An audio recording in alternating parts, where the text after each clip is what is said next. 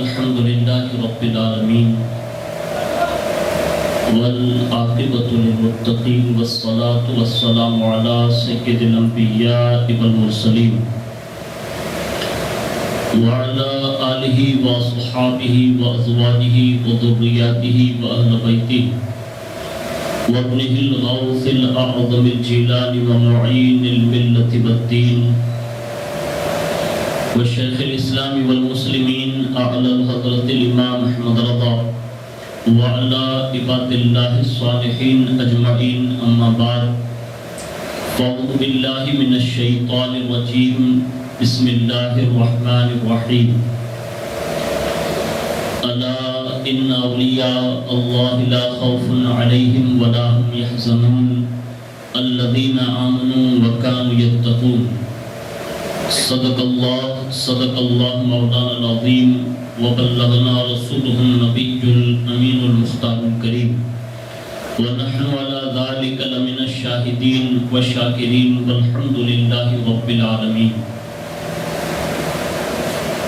آئیے سب سے پہلے مذہب اہل سنت والجماعت یعنی کہ مسلک اعلیٰ حضرت کے قدیم دستور کے مطابق ہم سب کے آقا و مولا حضور سراپا نور سیدنا محمد رسول اللہ صلی اللہ تعالیٰ علیہ وآلہ وسلم کی بارگاہ پر نور میں جی لگا کر درود پاک کی نظریں پیش کر لیں. اللہم صلی علی سیدنا مولانا محمد معدن الجود والکرم وعلی آلہ واصحابہ وبارک وسلم. نبی اور آل نبی پر ایک بار اور والہانہ انداز میں درود شریف پیش کریں. اللہم صلی علی سیدنا مولانا محمد معدن الجود والکرم وعلی آلہ واصحابہ وبارک وسلم. صلاۃ و سلام علیک یا رسول اللہ صلی اللہ علیہ وسلم. حصول برکت کے لیے ایک بار اور محبت سے جی لگا کر درود شریف پیش کر لیں. اللہم صلی علی سیدنا مولانا محمد معدن الجود والکرم وعلی آلہ واصحابہ وبارک وسلم. صلاۃ و سلام علیک یا رسول اللہ صلی اللہ علیہ وآلہ وسلم. آج ہم اور آپ ہر سال کی طرح اس سال بھی عرس حضرت سیدنا دریا پیر بابا رحمۃ اللہ تعالیٰ علیہ میں حاضری کی سعادت حاصل کر رہے ہیں. اللہ رب العزت اپنے خاص فضل عظیم سے ہم سب کی حاضری کو قبول فرمائیں اور ان کے فیوز و برکات سے اللہ میں دونوں جہان کی بھلائیاں نصیب فرمائیں. اللہ رب العزت نے اس فرشے کی تیپ پر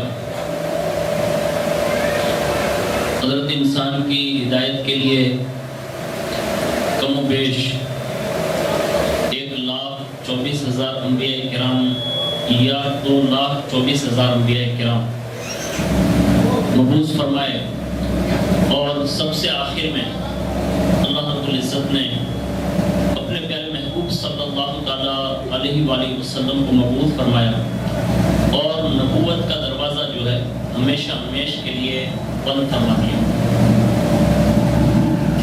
صحابہ کرام علیہ رضوان نے جب حضور صلی اللہ علیہ وسلم کی زبانی یہ ارشاد گرامی سنا کہ لا نبی یا بعدی انا خاتم النبیین، کہ میرے بعد اب کوئی نبی نہیں آئے گا اور میں آخری نبی بن کر تشریف لایا ہوں، تو اللہ کے پیارے حبیب صلی اللہ علیہ وسلم کی بارگاہ میں انہوں نے عرضی پیش کی کہ یا رسول اللہ صلی اللہ علیہ وسلم، جب آپ کے بعد اب کوئی نبی نہیں آئے گا تو کیا آپ کی امت جو ہے راستہ بھولے گی نہیں؟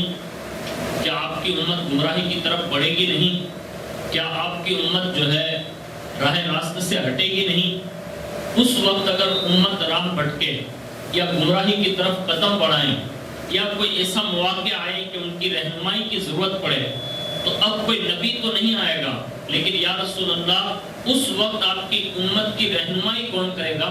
تو اللہ کے پیارے حبیب صلی اللہ علیہ وسلم نے ارشاد فرمایا کہ نبوت کا دروازہ تو بند ہے لیکن فیضان نبوت کو اللہ رب العزت بشکل ولایت جو ہے نازل فرمائے گا اور میری امت میں ایسے اولیاء پیدا فرمائے گا، ایسے ولی پیدا فرمائے گا، ایسے غوث قطب ابدال اور خواجہ لوگوں کی رہنمائی کریں گے، لوگوں کو گمراہیت سے بچائیں گے اور لوگوں کو راہ راست پر لا کر اللہ کے قرب سے مالا مال فرما دیں گے۔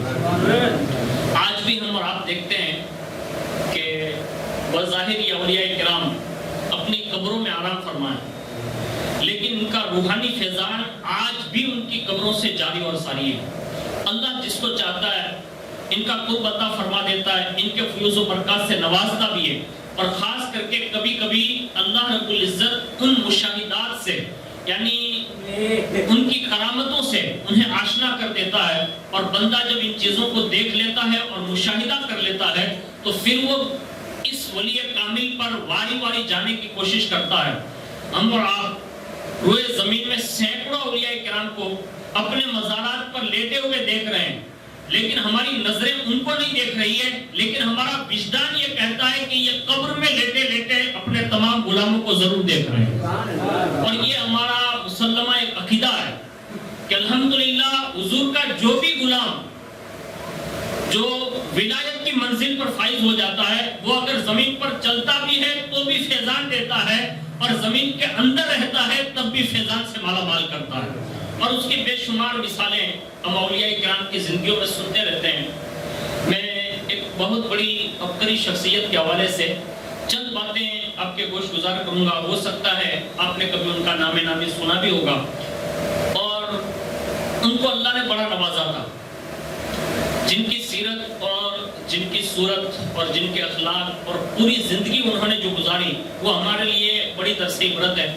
کاش اللہ ہمیں ان اولیاء کے نقش قدم پر چلنے کی توفیق عطا فرمائے۔ ہمارا اور آپ کا عرس میں آنے کا اصل مقصد یہ ہے کہ جب بھی اس میں واعظ و نصیحت کی جائیں یا کوئی بھی ایسی بات بتائی جائیں تو زندگی میں کوشش یہ کریں کہ ان چیزوں کا عمل میں لانے کی کوشش کریں، اس لیے کہ زندگی چند لمحے کی ہے اور اس کے بعد دنیا سے جانا ہے اور اللہ کی بارگاہ میں جانا ہے۔ اور پوری دنیا نے اس وقت یہ سچویشن دیکھی ہے کہ سینکڑوں افراد، ایک دو نہیں، جس کی تعداد لاکھوں کی تعداد بن گئی، لوگوں کے جنازے نکل گئے اور باقاعدہ لوگ قبروں میں داخل ہو گئے، اور یہ ہماری اور آپ کی نظروں نے ابھی حال ہی میں یہ دیکھا ہے۔ اللہ رحم کرے، اللہ نے ہمیں اگر نئی زندگی جینے کا ایک موقع دیا، فراہم کیا ہے، تو ہمیں اس زندگی کے ان انمول قیمتی لمحوں کو جو ہے غنیمت جانتے ہوئے ہمیں اللہ کے لیے جینے کا اور اللہ ہی کے لیے مرنے کا جذبہ پیدا کرنا ہوگا۔ ایسے ان نفوس قدسیہ نے کیا۔ آج ہم سالوں سے دریا پیر بابا رحمۃ اللہ تعالیٰ علیہ کا عرس منا رہے ہیں۔ ہمارے حنیف صاحب جو ہے بڑی کوشش کرتے ہیں، ہر سال 2 روزہ پروگرام کر کے بارگاہ میں خراج پیش کرتے ہیں۔ اللہ تعالیٰ ان کے اس کام کو قبول فرمائیں، اور ان کے جو بھی کام ہیں اللہ رب العزت ان کو بہترین انداز میں پورے فرمائیں۔ لیکن یہ اولیاء کا عرس منا کر ہمیں اور آپ کو ایک میسج پہنچانا چاہتے ہیں، ایک پیغام دینا چاہتے ہیں کہ ان اولیاء کی سیرت کو سننے کے بعد اب انسانوں کو کیسے جینا چاہیے اور کیسے زندگی گزارنا چاہیے۔ آج ہمارے اور آپ کے حالات ہم اور آپ اپنی آنکھوں سے دیکھ رہے ہیں۔ جیسے صبح لوگ 9 بجے اٹھتے ہیں، یعنی جیسے نواب کے بیٹے ہیں، اور اس کے بعد 10 بجے تک میں کام میں اگر ہے تو جاتے ہیں، ورنہ بس ہمارے اور آپ کے حالات یہ ہیں کہ ہم صرف اور صرف اپنے چوراہوں پر بیٹھ کر، اپنی دکانوں کے آٹو پر بیٹھ کر ہم اپنی زندگی کے وہ دن گزار رہے ہیں۔ جب کھانے کا وقت ہوا گھر گئے، اور اس کے بعد دوپہر کو اگر سونے کی عادت ہے تو سو گئے، ورنہ پھر شام اثر بعد نکلے، گھومے پھرے، اور رات میں آ کر اپنے علاقے میں بیٹھ کر ہم نے اپنا موبائل نکالا اور رات میں دیر تک جگتے رہے۔ اس کے سوا آج ہماری قوم کے پاس اور کوئی سامان نہیں رہے۔ لیکن وہ لوگ جنہوں نے یہ زندگیاں گزاری ہیں، ان میں سے ایک عبقری شخصیت جنہوں نے جینے کا اصل مقصد سمجھا تھا، جسے دنیا حضرت سیدنا سید جلال الدین حسین جہانیہ جہاں گشت رحمۃ اللہ تعالیٰ علیہ کے نام سے جانتی ہے۔ یہ کائنات کی بڑی عبقری شخصیت ہے۔ ان کا لقب ہی اللہ نے مخدوم جہانیہ جہاں گشت رکھا، اور انہوں نے کم و بیش 78 سال کی عمر شریف پائی، لیکن ان 78 سالوں میں انہوں نے کیا کیا آپ سنیں گے تو حیرت میں پڑ جائیں گے کہ اللہ نے انہیں بچپن سے ہی وہ عجائبات اور وہ خصائص عطا فرمائے تھے کہ آج شاید ہمیں کسی خاندان میں ایسے عجائبات سننے کو ملتے ہوں۔ آج تو ہمارے یہاں جوانی کے بعد بھی ہم اپنے بیٹے کو سدھارنے کے پلاننگ بنا رہے ہیں، ہم اپنے بیٹوں کو راہ راست پر لانے کی کسی بھی بہانے میرا بیٹا سدھر جائے. لیکن یہ وہ بڑے لوگ تھے کہ جو خاندان میں پیدا ہوتے تھے تو ان کے گھر کے افراد ہی ایسے شاندار ہوتے تھے کہ انہیں دیکھتے دیکھتے بیٹا اپنے وقت کا ولی کامل بن جاتا تھا. آج ہمارے یہاں ایسے لوگ نہیں رہے اور نہ ایسی صلاحیتیں ہماری قوم کے لوگوں کے پاس رہی کہ جس کے ذریعے سے ہم اپنے جوانوں کو سدھار سکیں. سنیں حضرت جلال الدین جہانیہ جہاں گشت رحمۃ اللہ تعالی علیہ کی ابتدائی تعلیم یعنی ان کو نکھارا ہی ان کے والد محترم نے. اب کسی بھی اچھے آدمی کو دیکھ لیجئے تو سب سے پہلے اس کے اچھاپن ہونے میں ضرور اس کے ماں باپ کا ہاتھ ضرور ہوگا. اب کسی ولی کامل کو دیکھیں, کسی پیر کامل کو دیکھیں, کسی کو عالم ربانی کو دیکھیں یا دنیاوی اعتبار سے کسی بھی بزنس مین آدمی کو دیکھ لیں یا کسی اچھی پوسٹ والے کو دیکھ لیں تو آپ کو ضرور اس کی پیٹھ کے پیچھے یا تو اس کی ماں کا کردار نظر آئے گا یا اس کے والد کا کردار نظر آئے گا.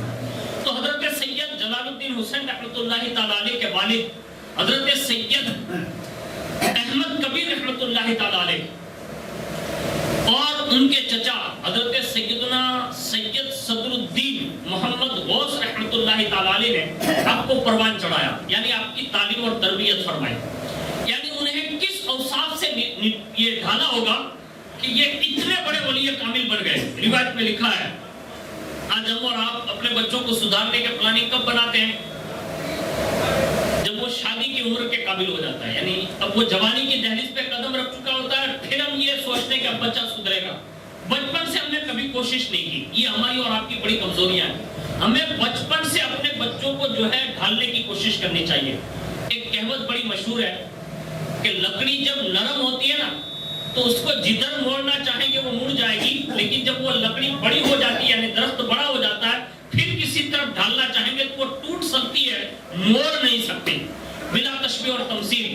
آج ہمارے بچوں کو بھی بچپن سے ڈھالنا پڑے گا. اس لیے آپ نے دیکھا ہوگا کہ اس وقت جو اسکولیں چل رہی ہیں 2.5 سال کے بچوں کا داخلہ ہو رہا ہے بال مندر میں. کیوں ہو رہا ہے؟ وجہ صرف یہ کہ یہ کہتے ہیں کہ بچہ 2.5 سال کی عمر سے سمجھدار ہو جاتا ہے, لیکن الحمدللہ ہم جس مذہب کو مانتے ہیں وہ 2.5 سال کی عمر کا پابند نہیں ہے. ہمارا دین تو یہ کہتا ہے کہ بچہ ماں کے پیٹ میں ہوتا ہے اسی وقت سے سمجھدار ہوتا ہے. اور یہ کائنات میں بتانے کی ضرورت نہیں, ہمارے یہاں ہزاروں اولیاء کی زندگی ایسی ہے جنہوں نے ماں کے پیٹ میں رہتے ہوئے قرآن پاک حفظ فرمایا. یعنی حافظ قرآن پیدا ہوئے. یہ اسلام ہے, لیکن ہم اسلام سے دور ہو گئے. لوگوں کی ترقیوں کو دیکھ کر ہم نے یہ سمجھا کہ یہی ہمارا راستہ ہے. نہیں, ماں باپ کو یہ چاہیے کہ وہ بچوں کو پہلے سے اچھی عادتوں میں ڈھالنے کی کوشش کریں.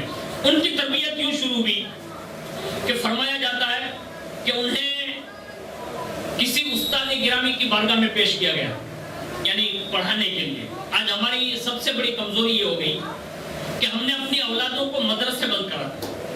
آج کہیں بھی آپ دیکھ لیں, میں یہ نہیں کہتا کہ عالم بننا فرض ہے, نہیں, قاری قرآن بننا فرض ہے, حافظ قرآن بننا فرض ہے, یہ کہتا نہیں, لیکن کم از کم اتنا علم جس سے زندگی کے فرائض معلوم ہو جائے, عقائد معلوم ہو جائے, ایمانیات معلوم ہو جائے, معاملات معلوم ہو جائے, معاشیات حلال اور حرام کی تمیز ہو جائے, اتنا علم حاصل کرنا یہ تو ہر مسلمان مرد اور عورت پر فرض ہے.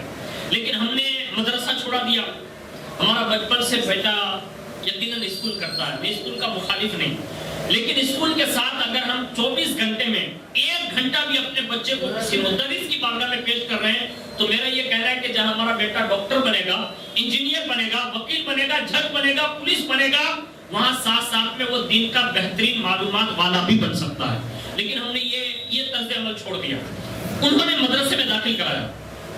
اب دیکھیے ماں باپ کا کردار اچھا ہوتا ہے نا تو بچوں کا نام مدرسے یا اسکول میں خود بخود آ جاتا ہے. ورنہ کئی بچے ایسے ہیں جو اسکول میں باقاعدہ لیٹر پیڈ پر ایک چٹھی لے کر گھر تک پہنچتے ہیں اور ان کے ماں باپ جب وہ لیٹر پڑھتے ہیں نا تو وہاں ٹیچر نے ان کے خلاف جو ہے شکایت لکھی ہوتی ہے. کئی مدرسے بھی ایسے ملیں گے کہ جہاں بچہ پہنچنے کے بعد وہاں سے استاد شکایت بھیجتا ہے. یہ ہماری اور آپ کی کمزوریاں ہیں جو ہمیں آج تک سمجھ میں نہیں آئی. آج ہماری حالت یہ ہے کہ ایک گھر میں اگر 2 بچے ہیں, ماں باپ ہیں, 4 فرد ہوئے, ماں موبائل چلا رہی ہے, باپ الگ سے موبائل واٹس ایپ میں چیٹ کر رہا ہے, بیٹا گیم کھیل رہا ہے, بیٹی بھی فیس بک پر ہے. یعنی 4 افراد بھی مل کے کوئی تربیت کا نہیں بنا سکے. ہماری اور آپ کی پوزیشن میں بھی اپنے بچوں کا پروان نہیں چڑھا سکتے. یہ دور ہم دیکھ رہے ہیں کہ آج پوری دنیا اس بات پر فکر مند ہو چکی ہے کہ اب بچوں کو سدھارے گا کون. اور ہماری کم نصیبی یہ ہے کہ ہم جس دیش میں پل رہے ہیں اس کی حکومت ہی 2 سال سے مدرسے اور اسکولیں بند کر کے بیٹھی ہے. کوئی پروان چڑھانے والا نہیں. اب آنے والا مستقبل جو ہمارے بچوں کا ہوگا وہ بڑا خطرناک ثابت ہو سکتا ہے. میں نے کئی ویڈیوز دیکھے فیس بک پر اور واٹس ایپ پہ آپ نے دیکھے ہوں گے کہ کئی بچے گیم کے جو عادی تھے نا آج ان کو دماغی بیماریاں ہو چکی ہیں اور باقاعدہ پاگل بن کے وہ شکار ہو گئے اور آج کوئی پرسان حال نہیں ہے.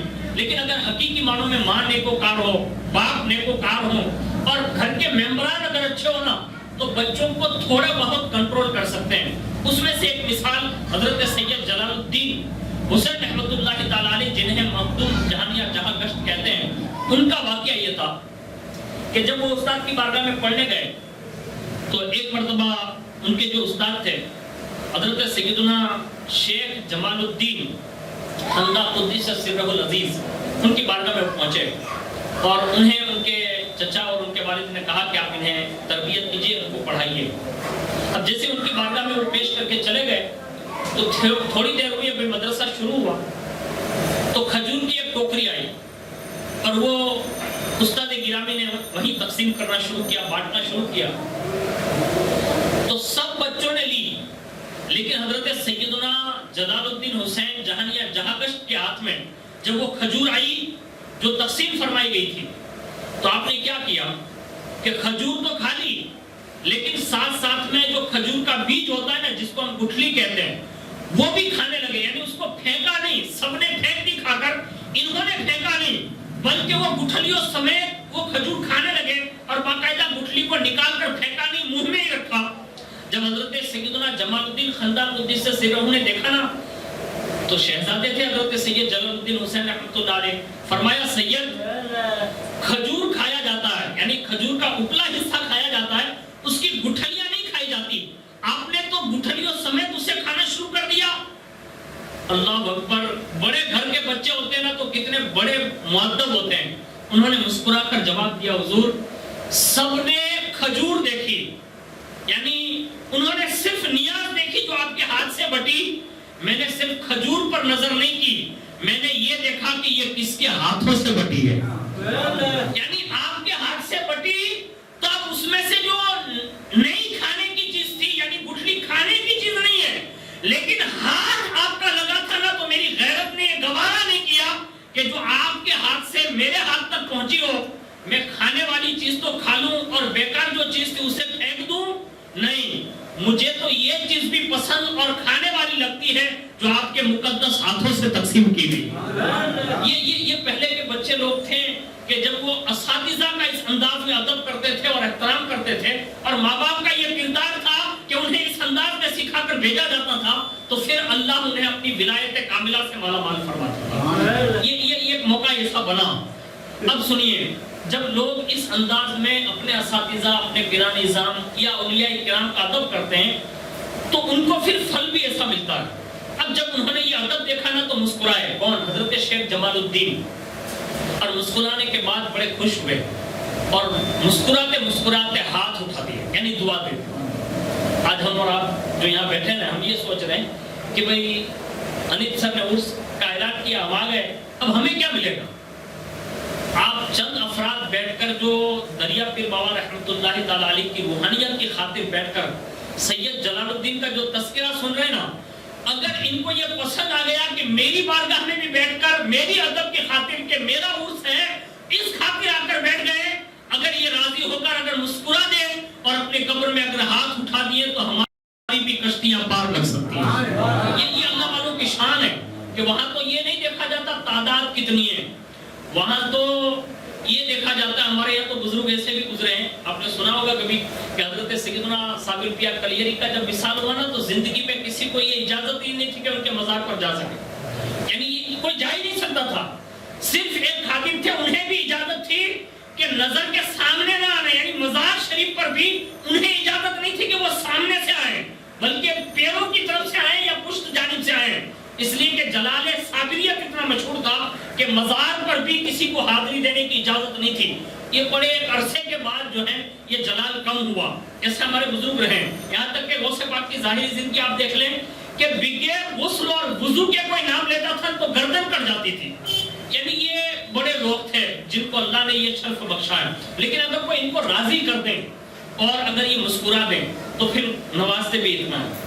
روایت میں لکھا ہے کہ بڑے خوش ہوئے, بڑی دعائیں دی اور ہاتھ اٹھا دیے اور پھر فرمایا صاحبزادے تو نے اپنے خاندان کی ریت کو نبھاتے ہوئے, سید خاندان سے تعلق رکھتے تھے, تو کہا شہزادے تم نے اپنے خاندان کی ریت کو نبھاتے ہوئے حسن ادب کا جو مظاہرہ کیا ہے, میں وہ دیکھ رہا ہوں کہ جب تم بڑے ہو جاؤ گے تو تم اپنے خاندان کا نام روشن کرو گے اور اپنے خاندان کے جو آبا و اجداد ہیں ان کی زندگی کی یادگار بن جاؤ گے. یہ انہوں نے دعائیں دی اور لوگوں نے یہ دیکھا بھی کہ حضرت سیدنا جلال الدین بخاری جہانیہ جہاں گشت رحمت اللہ تعالی علیہ نے یہ کام کیا بھی. اس کے بعد 7 سال کی عمر میں آپ نے جو ہے دینی جو تعلیمات تھی وہ ساری حاصل کی اور اس کے بعد آپ نے سیر و تفریح بہت کی. میں یہ نہیں جانتا کہ صاحب مزار جن کی بارگاہ میں ہم بیٹھے ہیں, یہ عمارت جو ہم دیکھ رہے ہیں نا یہ بظاہر ہمیں پرانی لگ رہی ہے, یعنی بہت پرانا یہ مزار شریف ہے. میں کم و بیش 1993 سے تو میں خود یہاں ہوں, یہ مزار دیکھ رہا ہوں. اور اس کے سوا جو بڑے لوگ ہوں گے جن کی عمریں بیت گئی ہوں گی انہوں نے یہ مزار شریف بنایا ہوگا اور ان کا زمانہ یا ان کا زمانہ کسی دور میں مطلب انہوں نے ان کو دیکھا بھی ہوگا. لیکن ایک بات عرض کر رہا ہوں کہ یہ جہاں کہیں سے بھی تشریف لائے ہوں گے یا بظاہر انہاں کے بھی رہے ہوں, لیکن سالوں بیت گئے آج بھی ان کی یاد منائی جاتی ہے. اس بات کی دلیل ہے کہ انہوں نے جس بارگاہ سے سیکھا ہوگا یا جہاں سے وہ آئے ہوں گے تو انہوں نے بڑی مشقتیں اور مصیبتیں اور مسائل و آلام کا سامنا کیا ہوگا.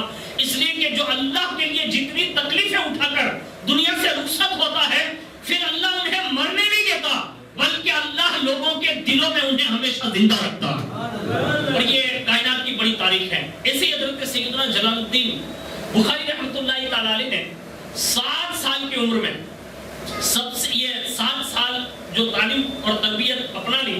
اس کے بعد آپ نے جب جوان ہو گئے نا تو سیر و تفریح شروع کی. اب سیر و تفریح سے مراد ہماری اور آپ کی طرح نہیں ہوتا تھا.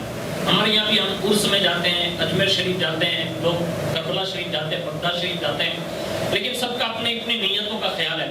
لیکن یاد رکھیں ہمارے بزرگوں نے جو سیر و تفریح کی تو ان کی نمازیں کبھی قضا نہیں ہوتی. یعنی وہ کسی مزار شریف کا سفر کرتے یا کسی بھی ملک کا سفر کرتے تو وہ کسی بارگاہ میں جانے کے بعد وہاں سے کچھ لینے کے لیے جاتے. یعنی ان کا منشور یہ ہوتا تھا کہ وہ مزار شریف پر میں اس نیت سے جاؤں گا کہ یہ دیں گے.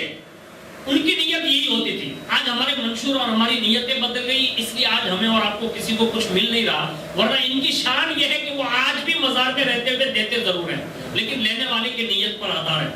میں حضرت سیدنا جلال الدین بخاری رحمۃ اللہ تعالی علیہ کا سفر بتاؤں. انہوں نے 7 سال کم و بیش مکہ اور مدینہ شریف میں قیام فرمایا. یعنی وہاں رہے, وہاں کے علماء سے ملے, وہاں کے مشائخوں سے ملے, وہاں کے بزرگوں سے ملے. اور حد تو یہ ہے کہ مدینہ شریف کے قیام کے دوران جب لوگوں نے پوچھا نا, کہا کہ آپ کون سے خاندان سے تعلق رکھتے ہیں.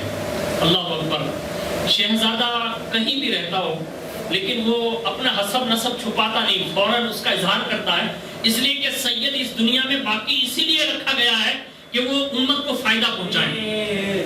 تو فوراً کہا کہ میں رسول اللہ کے خاندان سے تعلق رکھتا ہوں, یعنی میں رسول اللہ صلی اللہ علیہ وسلم کا بیٹا ہوں.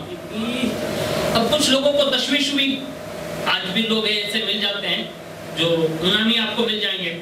کسی بھی باپو کا نام لے کہ فلانا باپو تو سید نہیں ہے, فلانا سید صاحب کا نام لے کہ فلانا باپو تو سید نہیں. یعنی اب اللہ بہتر جانے کے لوگ سید کس کو سمجھتے ہیں. ہاں ہمارے یہاں جو بناوٹی لوگ ہیں اس کو لوگ مان لیں گے کہ یہ سید ہیں, لیکن جو حقیقت میں ہے ان کے بارے میں یہ کہتے ہیں کہ ان کا شجرہ کہاں ملتا ہے. یعنی لوگ سیدوں سے شجرے پوچھنے لگے. یہ ہماری ایمانی غیرت مر گئی ہے کہ ہم سیدوں سے پوچھنے لگے کہ تیرا شجرہ کہاں ملتا ہے. اعلیٰ حضرت لکھتے ہیں کہ اگر کوئی سید ہونے کا دعویٰ کر دے کہ میں سید ہوں تو اب ہماری حیثیت نہیں ہے کہ ہم ان کے شجرے کھنگالیں, ہمیں تو ان کی زبان پر اعتبار ہونا چاہیے کہ یہ سید ہے. اب ہماری گردن کھم ہو جانی چاہیے کہ رسول اللہ کا بیٹا. اب وہ بیٹا ہے یا نہیں یہ وہ جانے اور رسول اللہ جانے. لیکن اس نے جو بات پیش کی ہے نا وہ کافی ہے. لفظ سید کا سمبول ہی اتنا بڑا ہے. جیسے میں ایگزامپل دوں, کالا کوٹ کون پہنتا ہے کہ وکیل, خاکی کوٹ دیکھے پولیس, سفید ڈریس دیکھے ڈاکٹر. یعنی یہ مطلب لوگوں کے یہ لوگو ہے, یعنی امپریس ہے ان کی کہ بھئی یہ خاکی لباس میں دیکھ کے پتہ چل جائے گا یہ پولیس والے ہیں, ڈاکٹر کو پتہ چل جائے گا کہ یہ ڈاکٹر ہے. یعنی ہر کسی کے لباس دیکھ کر آپ احترام کے لیے کھڑے ہو جاتے ہیں. لوگوں اگر کوئی بیٹا رسول اللہ کا کہہ دے کہ میں شہزادہ ہوں, اب ہمیں تو اور زیادہ چاہیے کہ عزت کرے. بجائے اس کے ہم کسی پولیس والوں کو جس نے بھی ہمیں روکا ہو, کبھی ہم نے نہیں پوچھا کہ لائسنس دکھاؤ کیا پولیس والے, ہم نے کبھی یہ معلومات نہیں کہ آپ کون سے ڈپارٹمنٹ سے ہیں. کوئی بناوٹی ڈاکٹر ہو, ہم نے کبھی نہیں پوچھا کہ تو نے ڈگری کہاں سے حاصل کی. ہم سے کوئی وکیل الجھ جائے تو ہم کبھی نہیں کہتے کہ تو نے کون سی کالج سے ڈگری حاصل کی. کوئی جج ہمارے خلاف فیصلہ کر دے, ہم نے کبھی نہیں پوچھا. رسول اللہ کے بیٹوں سے لوگ پوچھنے لگے اور اس کو مذاق بنایا جا رہا ہے. اللہ کے لیے یاد رکھیں, رسول اللہ کے بیٹوں کے معاملات میں سراپا ادب بن جانا چاہیے. بس میرا تو عشق یہ کہتا ہے کہ اگر رسول اللہ کا بیٹا مل جائے نا, ہاتھ نہیں پیر چوم لینا چاہیے. اگر وہ سید ہے تو اللہ کی عزت کی قسم وہ کچھ دے یا نہ دے, ان کا نانا دونوں جہان کی عزتوں سے مالا مال کرو. یہ رسول اللہ کے خاندان کی شان ہے. اب جیسے لوگوں نے اعتراض کر دیا, جنہوں نے 7 سال مکہ اور مدینے میں گزارے اور کئی سالوں تک مسجد نبی میں امامت فرمائی, لوگوں نے ان سے بھی پوچھ لیا آپ سید ہے تو دلیل دیجئے.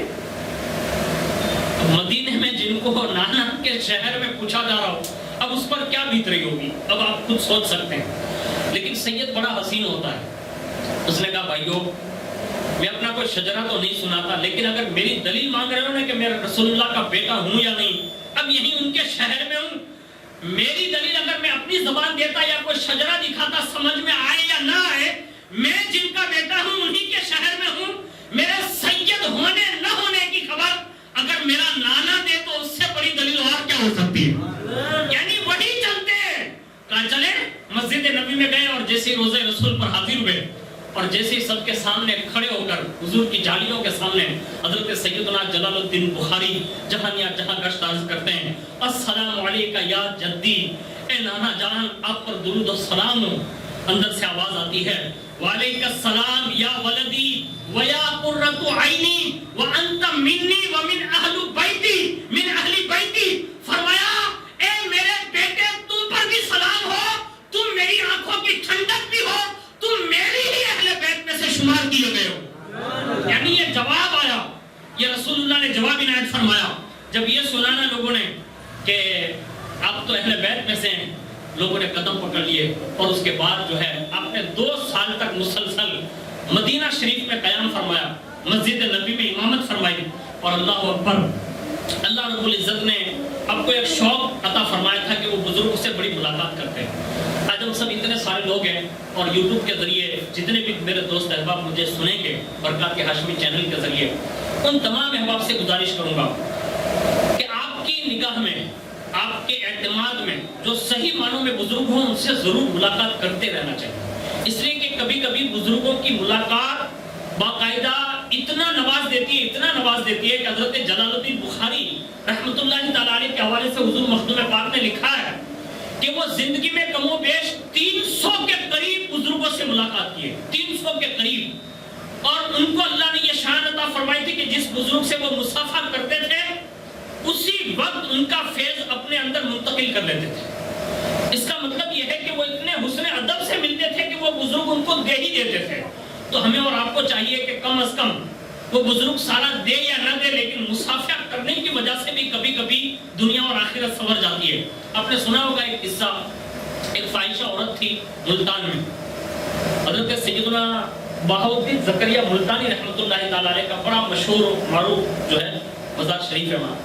جب ان کی حاضری میں ملتان شریف میں کوئی فاحشہ عورت تھی, اب وہ کسی دن مطلب اپنے درجے میں مشغول تھی, اچانک کسی نے کہا کہ یہاں سے حضرت زکریا بہاؤالدین ملتانی کا گزر ہونے والا. وہ تھی اپنے کوٹھے کے اوپلے حصے پر, یعنی مکان کے اوپلے حصے پر, لیکن جب لوگوں نے بتایا نہیں کہ حضرت بہاؤالدین زکریا ملتانی یہاں سے گزریں گے, بس اس ادب کی خاطر وہ نچلے حصے میں آ کر نیچے آ گئی اور کہا کہ میں اوپلے مالے پر بیٹھ کر ان کی بے ادبی نہیں کرنا چاہتی, بس وہ نیچے آ گئی اور نیچے آنے کے بعد اس نے احترام کے خاطر جب تک وہ ڈولی گزر نہ گئی تب تک نیچے بیٹھی رہی.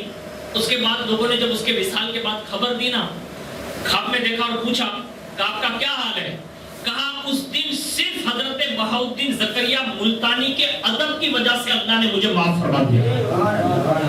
ایک روایت میں لکھا ہے کہ ایک بندہ تھا, چوری کرتا تھا زندگی پر, کمزوری اس کی یہ تھی کہ چوری کرتا تھا, لیکن کسی بزرگ سے اس کا موازنہ یہ ہو گیا کہ وہ کسی ندی پر بیٹھ کر اپنے ہاتھ پیر دھو رہا تھا. اچانک دیکھا کہ اس کے نیچان کی طرف, یعنی جو پانی بہ رہا تھا اس کے نیچان کی طرف ایک بزرگ آ کر جو ہے ہاتھ پیر دھو رہے ہیں. تو اس نے سوچا میرے تو گندے ہاتھ ہیں, میں تو چور ہوں, میرے ہاتھ والا گندا پانی کہیں ان کے ہاتھ میں نہ لگ جائے, اس لیے اس نے وضو سے ہاتھ کھینچ لیا اور وہ ان کے نیچے کی طرف جا کر, یعنی ندی کے آخری کنارے پر نیچے کی طرف جا کر وہ اپنا ہاتھ پیر دھونے لگا.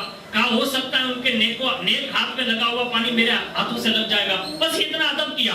وہ چور بھی جب دنیا سے گیا نا, لوگوں نے پوچھا چوری کرتا تھا, کیا کیا اللہ نے تیرے ساتھ؟ کہا اس دن وہ بزرگ کا ادب کیا نا, اللہ نے سارے گناہ معاف فرما دیے. یعنی کبھی کبھی یہ کام آتے ہیں. اب آپ کہیں گے کہ بھئی ایسا تو بزرگ بظاہر چلتا پھرتا تو کوئی ملتا نہیں ہے. یاد رکھیں, بزرگ ہونے کے لیے کمال دکھانا ضروری نہیں ہوتا, کرامت دکھانا ضروری نہیں ہوتا. 4 چیزیں. نمبر 1, اس کا سلسلہ نسب ہو یا سلسلہ خلافت, رسول اللہ تک پہنچتا ہو, ایک یہ. دوسرا, وہ سنی صحیح العقیدہ ہو, پابند شریعت و طریقت ہو, یعنی کوئی ایسا کام جو ہے اس سے صادر نہ ہوتا ہو جو شرع کے خلاف ہو. یہ خاص بات ہے. اور دوسری بات یہ ہے کہ اللہ رب العزت نے اس کو کم از کم اتنا علم دیا ہو کہ وہ کوئی بھی مرید کا مسئلہ یا کوئی چاہنے والے کا مسئلہ اگر وہ آ کر پوچھ لے تو کم از کم وہ بغیر کتاب دیکھے ان کے سامنے ان کا مسئلہ حل کر دیں. یہی سب سے بہترین کامل پیر ہے, بس یہی بزرگ ہے.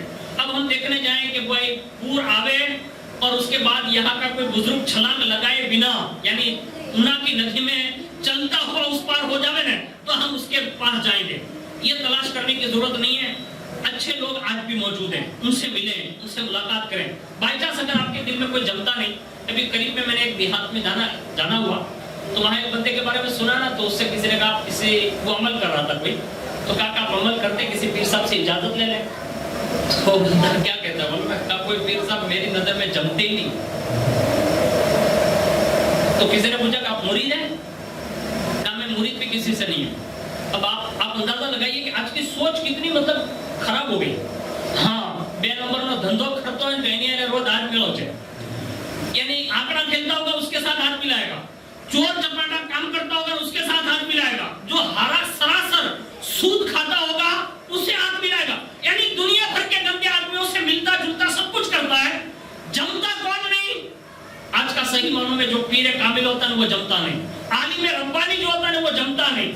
صحیح معنوں میں شہزادے جو حقیقت میں دین کا کام کرتے ہیں اور حساسیت کے مالک ہیں وہ جمتے نہیں, کیونکہ وہ ان کی اصلاح کریں گے, اس لیے دل میں بیٹھتے نہیں. اللہ کے لیے ایسا مزاج نہ بنائیں. یہ بزرگوں کی تاریخ ہے جنہوں نے 300 کے قریب بزرگوں سے ملاقات کی. مخدوم پاک فرماتے تھے کہ جس سے ملتے تھے نا اپنا فیض لے لیتے تھے, اور ان کے فیض لینے کا عالم ظاہری طور پر تو یہ 300 بزرگ ہوئے, اور کچھ اسلاف تو ایسے ہوئے جو صاحب مزار ہوتے تھے. یعنی جیسے ہم عرس میں بھی دریا پیر بابا کے عرس میں موجود ہیں, وہ صاحب مزار سے بھی ملاقات کرتے نا تو ان سے بھی لے لیتے. ایک مرتبہ کا واقعہ ہے کہ روایتوں میں لکھا ہے کہ حضرت سیدنا مخدوم جہانیہ جہاں گشت رحمت اللہ تعالی علیہ, اسی بزرگ حضرت سیدنا بہاؤالدین زکریا ملتانی رحمت اللہ تعالی علیہ کے مزار پر حاضر ہوئے, یعنی ملتان شریف. جیسے وہاں گئے نا تو وہ علاقے میں عید کا دن تھا, تو عید کے دن جو ہے ہمارے یہاں اور آپ کے یہاں بھی رواج ہے کہ ہم درگاہوں پر حاضری دیتے ہیں. تو وہ بھی عید کے دن گئے, اور جیسے گئے نا تو سلام وغیرہ پڑھنے کے بعد فاتحہ خوانی کرنے کے بعد مزار شریف پر ہاتھ رکھ کر کہتے ہیں, کہا دادا, کہا کیا, کہا کہ حاضری دی ہے میں نے یہاں آپ کے مزار پر. کہا ہاں. کہا آپ سب کو نوازتے ہیں تو کم از کم مجھ پوتے کو بھی کوئی عیدی دے دیجئے. اب جیسے میں آپ کے سامنے ابھی دریا پیر بابا کے عرس کے موقع پر حاضر ہو کر عرض کر رہا ہوں, اگر میں دریا پیر بابا سے بات کروں تو لوگ بیوقوف سمجھیں گے, لیکن یہ بڑے لوگ تھے, انہیں معلوم تھا کہ ہمیں لوگ بیوقوف کہیں یا نہ کہیں, ہمارا وجدان یہ کہتا ہے کہ یہ صاحب مزار سنتے بھی ہیں اور اگر وہ چاہ لے تو جواب بھی عنایت فرماتے ہیں. تو اسی وقت جو ہے حضرت بہاؤالدین زکریا ملتانی کے مزار سے آواز آتی ہے, کہا جاؤ میں نے تمہیں جہانیہ جہاں گشت کا خطاب عطا فرمایا. یعنی مخدوم جہانیہ جہاں گشت جو آپ کہلائیں وہ عید کا تحفہ حضرت بہاؤالدین زکریا ملتانی کی بارگاہ سے آپ کو دیا گیا. اس کے بعد وہ لکھتے ہیں کہ یہ عیدی جانے کے بعد جب آپ وہاں سے رخصت ہوئے تو ایک دوسرے بزرگ حضرت شیخ صدر الدین رحمۃ اللہ تعالی علیہ کے مزار پر گئے, وہاں بھی حاضری دی, اور حاضری دینے کے بعد ان کے قبر پر حاضر ہو کر کہتے ہیں کہ میرے دادا نے تو مجھے یہ خطاب دیا ہے, آپ عید میں کیا دیں گے؟ یعنی پتہ یہ چلا کہ مزار شریف پر جا کر خالی ایسی 3 قل ہو اللہ, ایک مرتبہ الحمدللہ اول آخر درود شریف پڑھ کر چلے آنا نہیں چاہیے, بلکہ وہاں کچھ مانگ کر آنا چاہیے. یہ اور بات ہے کہ ہمارے کان سنے یا نہ سنے, اللہ نے ان کے کانوں میں یہ طاقت دی ہے کہ وہ ہماری ضرور سنتے ہیں, لیکن مانگنے کا سلیقہ ایسا ہونا چاہیے. کہ حضور آپ کیا دیں گے؟ تو اندر سے آواز آتی ہے جو دادا نے عیدی دی ہے نا وہی بابا جان کی طرف سے تمہیں پیش کی جاتی ہے. یعنی مخدوم جہانیہ جہاں گشت کا لکھا خطاب جو ہے وہ تمہیں مبارک ہو. اس کے بعد وہ اپنے پیر و مرشد حضرت مخدوم رکن الدین رکن عالم رحمت اللہ تعالی علیہ کے مزار پر گئے, اور وہاں جا کر کہتے ہیں کہ حضور دادا جان نے یہ دیا, بابا جان نے یہ دیا, اب آپ میرے پیر و مرشد ہیں, آپ کیا دیں گے؟ تو اندر سے آواز آئی ہے, کہا بہاؤالدین نے جو دیا یہی تمہارے لیے کافی اور وافی ہے. پتہ یہ چلا کہ یہ مزارات پر جا کر اپنے پیر و مرشد کی بارگاہ میں جا کر یہ خطابات پاتے تھے اور یہ چیزیں حاصل کرتے تھے.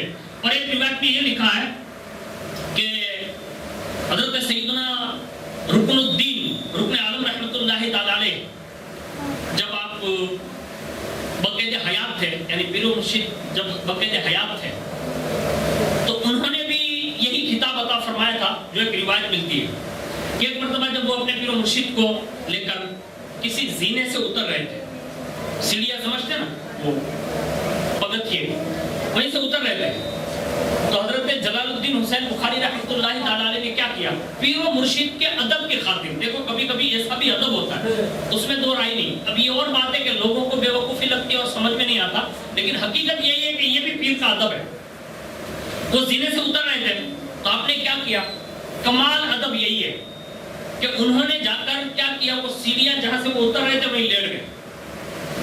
تو پیر و مرشد نے فرمایا, یعنی رکن الدین رکن عالم رحمۃ اللہ علیہ نے فرمایا, کہا سیدی آپ کیا کر رہے ہیں؟ کہا حضور میری تمنا یہ ہے کہ آپ قدم میرے سینے پر رکھ دیں تاکہ آپ کا قدم ناز میرے سینے پر پڑ جائے. بس اتنا سننا تھا.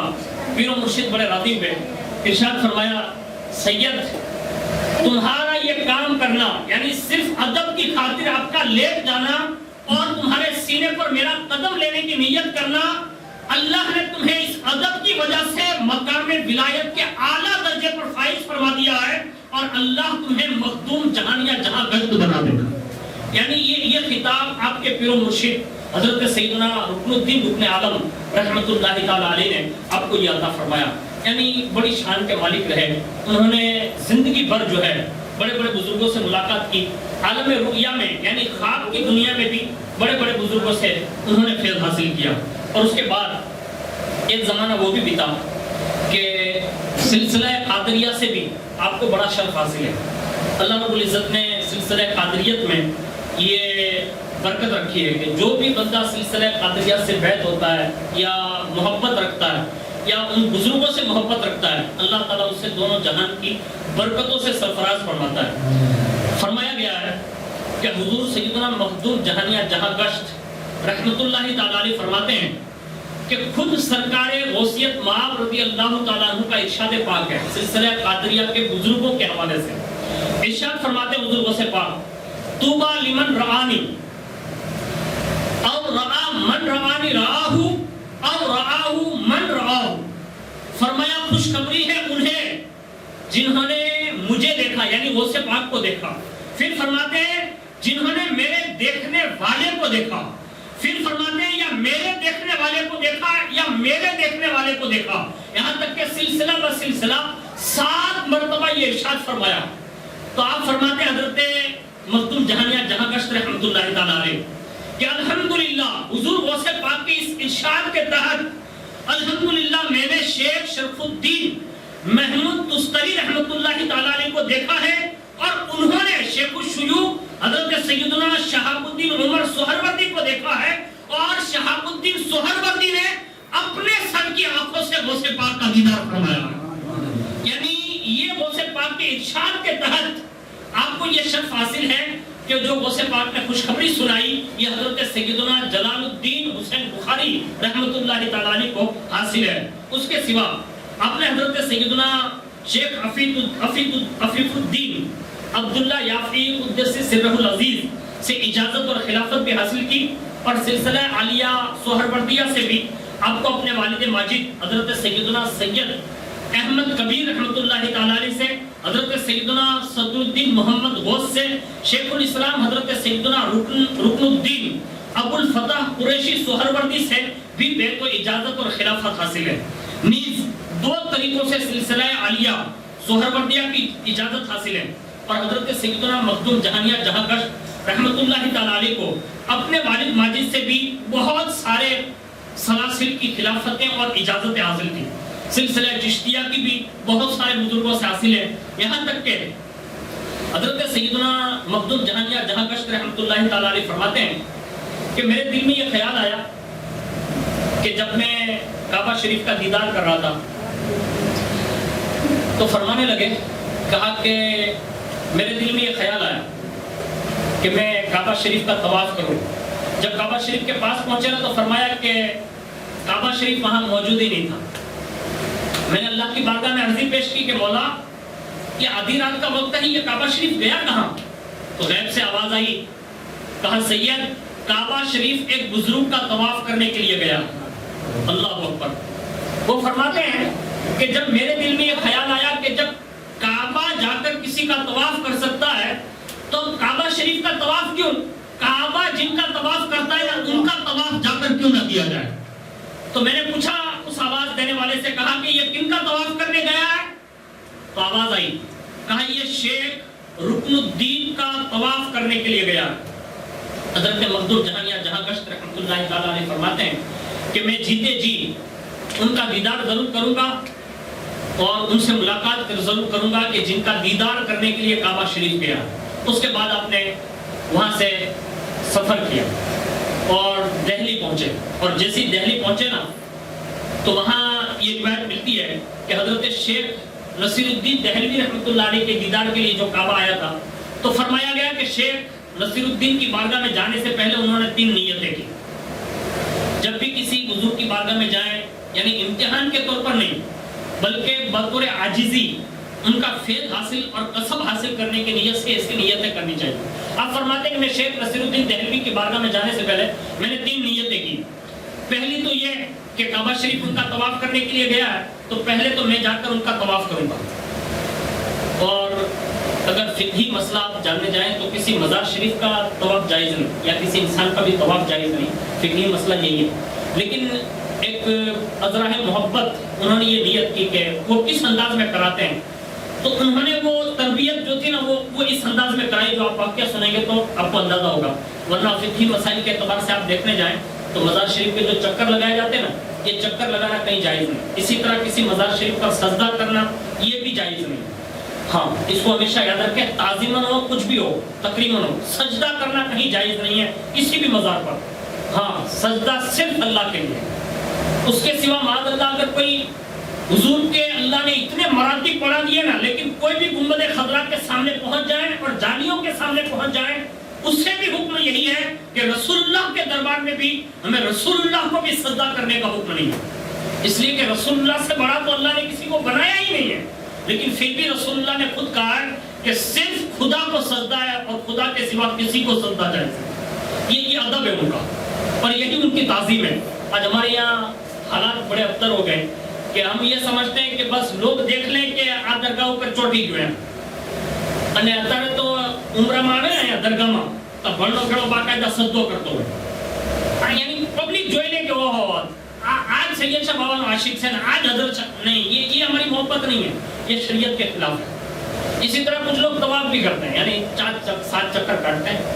ये 7 चक्कर काटना सिर्फ काबा शरीफ की खुसूसियत है, उसके सिवा कहीं ये तवाफ जायज नहीं. इसको हमेशा याद रखना चाहिए. दरगाह शरीफ पे जाए ना तो उसके कुछ आदत भी सीखें, ये बाकायदे हयात है. अब जैसी उन्होंने नियत की पहले तो ये कि काबा उनका तवाफ करता है मैं भी उनका तवाफ करूँ. दूसरा उनके वुजू का पानी पीऊंगा.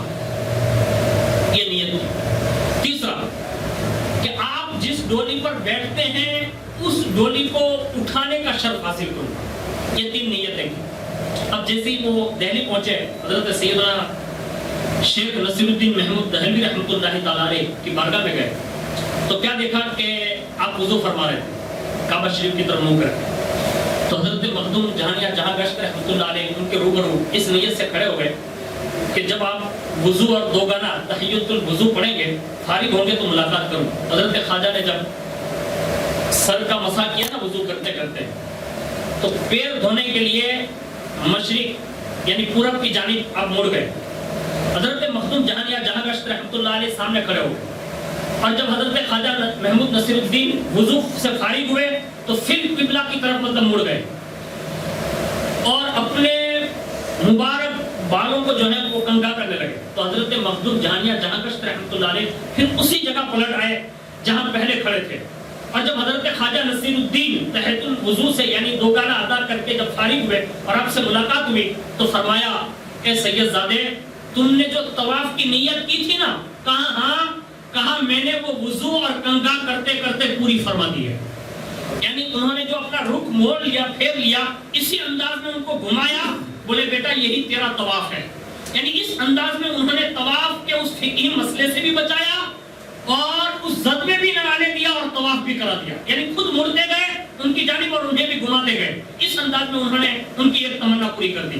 اس کے بعد فرمایا بیٹا وضو کا پانی پینا ہے نا بچا ہوا, کہا ہاں, کہا یہ آپ پورا پڑا ہوا یعنی مٹکا جو تھا نا لوٹا, کہا اس میں تھوڑا سا بچا ہوا ہے, اسے کھڑے ہو کر پی لو, اس لیے کہ وضو کے بچے ہوئے پانی کو کھڑے ہو کر تعظیماً پیا جاتا ہے. یعنی انہوں نے یہ پانی بھی پیا. اور اس کے بعد فرمایا کہا آپ نے یہ نیت کی ہے کہ آپ میری ڈولی اٹھائیں گے, کہا ہاں, کہا آپ میری ڈولی کو کندھا نہیں دے سکتے, کہا کیوں, آپ رسول اللہ کے بیٹے ہیں. کیا کہا, آپ رسول اللہ کے بیٹے ہیں, لیکن ایک کام اتنا کر لیں. کہا کیا, کہا ابھی میں ڈولی پر بیٹھا نہیں ہوں, میری ڈولی کا جو کندھا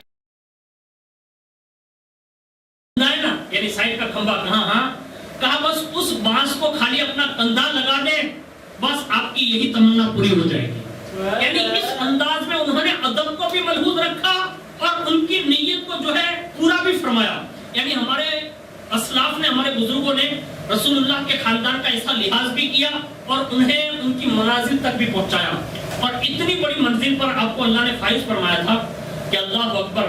روایتوں میں لکھا ہے کہ آپ کے ہزاروں کروڑوں لاکھوں کی تعداد میں مریدین اور معتقدین اس دنیا میں بستے ہیں, جس میں غوث, قطب, ابدال اور وقت کے بڑے بڑے لوگ شامل ہیں. اللہ نے اتنے بڑے مریدوں سے آپ کو نوازا تھا, لیکن اس کے باوجود بھی آپ نے دین کی بڑی خدمت فرمائی اور کم و بیش آپ نے جو سیر و تفریح فرمائی ہے, یعنی جو پوری دنیا کے بزرگوں کی بارگاہ میں جو آپ نے حاضری دی ہے, اللہ اکبر.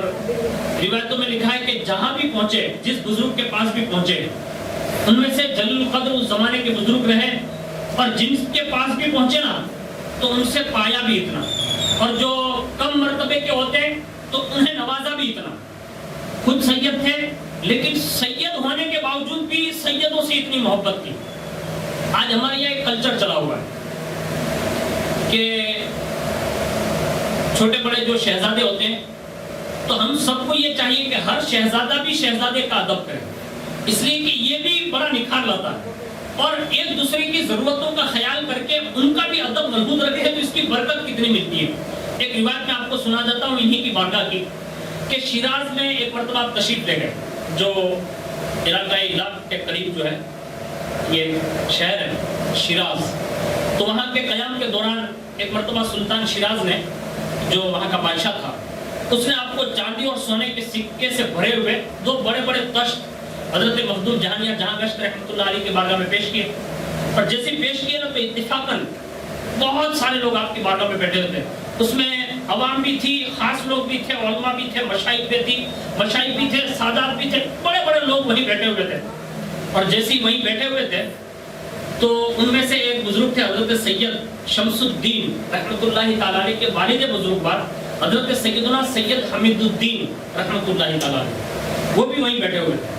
اور جب 2 تشت بھر کر جب لوگوں کے سامنے مخدوم پاک کی بارگاہ میں آتے دیکھے کہ سلطان وقت نے بھجوائے, دیکھیے یہ ہمارے اور آپ کے حالات ہیں کہ ہم کما حق کہو ہماری یا اپنے پاس کوئی آئی ہوئی چیز کو ہم صرف اپنا سمجھتے ہیں، حالانکہ یہ بہت غلط فہمی کے ہم شکار ہیں۔ جب بھی کوئی چیز اللہ کی طرف سے آئے نا تو اس میں یہ نیت کوئی ہو یا نہ ہو، یہ ضرور کر لیں کہ ان میں سے میں کچھ نہ کچھ حضور کی امت کے لیے یا حضور کی آل کے لیے خرچ کروں گا، تو اللہ پھر اس آنے والی چیز میں بے شمار برکت عطا فرماتا ہے۔ آج ہماری اور آپ کی ایک بہت بڑی ضرورت ہے، اگر یہ عمل یہ پسند آئے تو آپ ضرور کریں۔ آپ ضرور کرتے بھی ہوں گے، ہو سکتا ہے بہت سارے لوگ کرتے ہیں، اور میں نے تو کئی جگہوں پر دیکھا ہے کہ لوگ یہ عمل ضرور کرتے ہیں۔ ایک عمل یہ کریں کہ کم از کم اپنی کمائی میں سے 11واں حصہ ہر مہینے حساب لگائیں کہ آپ کی کتنی آمدنی ہوئی، اور اس آمدنی میں سے ایک مہینے کی آمدنی میں سے 11واں حصہ الگ سے کسی ڈبے میں رکھ دیں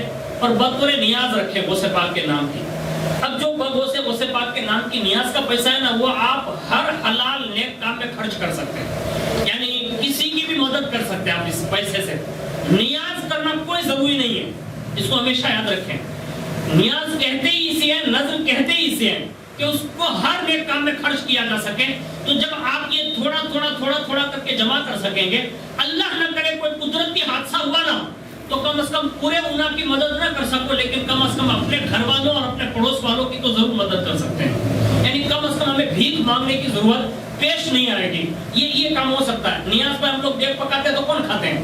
باہر سے کوئی جنتوں کو بلاتے ہیں، باہر سے کوئی الگ لوگوں کو بلا کر مطلب اسپیشل بلاتے ہیں کہ بھائی ہم لوگ تو یہی مجلس میں تھے، نیاز ہم نے کی، ہم نہیں کھا سکتے۔ ایسا نہیں ہے۔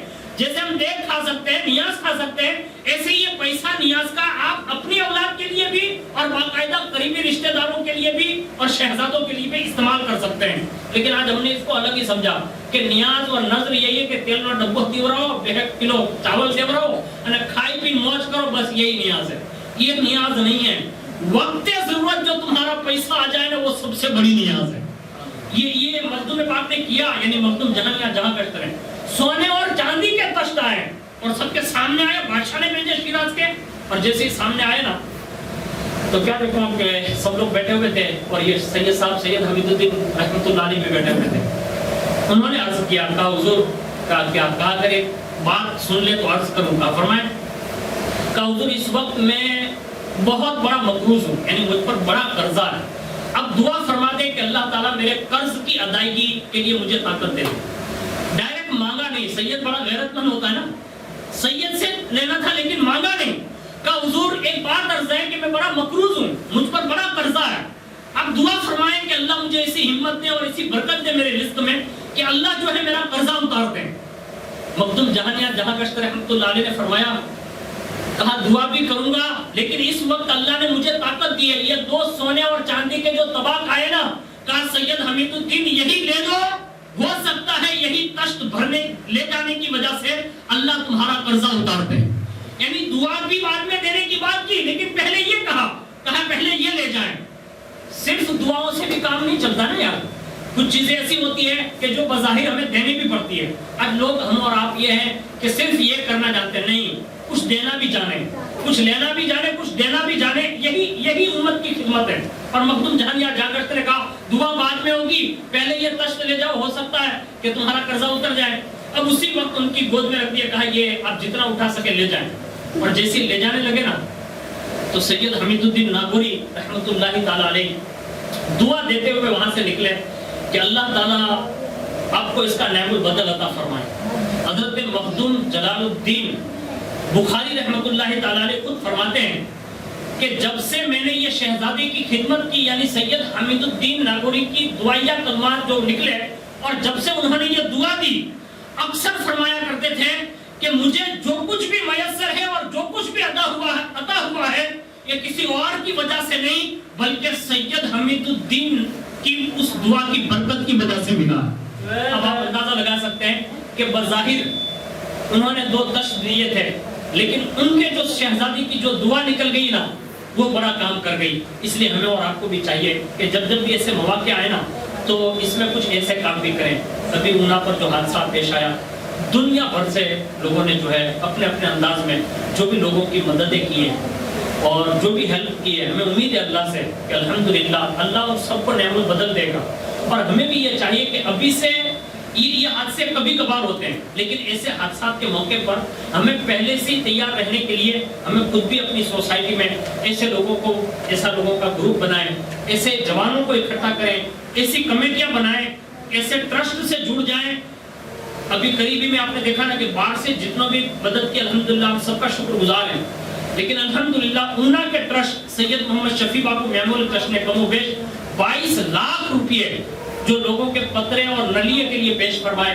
یہ کم نہیں ہے، یہ بڑا ٹرسٹ نے کام کیا ہے۔ اور جو بھی ان سے ملے جلے لوگ ہیں، لوگ کبھی کبھی یہ شکایت کرتے ہیں اور لوگ الزام بھی اتنے بڑے بڑے لگاتے ہیں کہ پیر باپو نے خالی 22 لاکھ ہی بانٹے ہیں، دوسرے کروڑوں روپے آئے تھے وہ خود رکھ لیے، معاذ اللہ رب العالمین۔ یعنی ایسے لوگ بھی ملتے ہیں، یعنی کام کرنے والوں کو بھی ایسا الزام دیا جاتا ہے، کوئی شاباشی دینے کے لیے تیار نہیں ہے، لیکن کم از کم چلو آپ ان کے ساتھ نہیں مل سکتے، ان کی تعریف نہیں کر سکتے، کم از کم پیٹھ کے پیچھے سے ایسے چھرے بھونک کر ان کی برائیاں تو بیان نہ کرو۔ اس معاملے میں تو اللہ سے ڈرنا چاہیے۔ آج ایسے بھی لوگ ملتے ہیں، لیکن جن لوگوں نے ان کو دیکھا نا کہ انہوں نے بانٹا، اب لوگ لینے نہیں جاتے اور وہ گھر پہ دینے تو نہیں آئیں گے، آپ نام نہیں لکھواتے، ابھی فارم نہیں بھرائے نا جنہوں نے، آج بھی وہ رو رہے ہیں، حکومت نے پیسہ نہیں دیا کیونکہ فارم نہیں بھرا۔ بھائی جب آپ حکومت کے سامنے فارم نہیں بھرتے تو آپ کے گھر پہ 30,000 روپیہ نہیں آ سکتا، تو آپ کو بھی جانا چاہیے، کسی کو کہنا چاہیے، کانٹیکٹ کرنا چاہیے، تب وہ تمہیں مدد کریں گے۔ اب تم گئے نہیں، گھر پہ بیٹھے بیٹھے روتے رہے اور پھر پیچھے سے ایسی بدگوئیاں کرتے ہیں۔ اللہ سے ڈرنا چاہیے اس معاملے میں۔ اللہ ہمیں اور آپ کو نیک توفیق عطا فرمائے، اور جس بزرگ کی بارگاہ میں بیٹھے ہیں اللہ ان کے فیض و برکات سے ہم سب کو بہرا بر فرمائے، اور جس بزرگ کی سیرت ہم نے اور آپ نے مختصر انداز میں سنی، اللہ تعالیٰ ہمیں ان کے فیض و برکات سے بھی بہرا بر فرمائے۔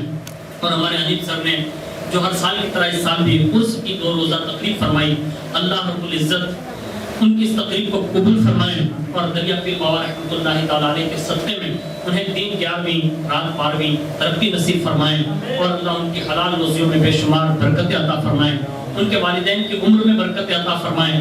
اللہ رب العزت ان کے سارے کاموں کو بخوبی انجام فرمائیں اور بہتر فرمائیں۔ جتنے بھی لوگ عرس کی تقریبات میں ہر سال حاضر رہتے ہیں اللہ ہم سب کی حاضری کو قبول فرمائیں، کہنے سننے سے زیادہ اللہ ہم سب کو عمل کی توفیق عطا فرمائیں۔ آمین برحمتک یا ارحم الراحمین۔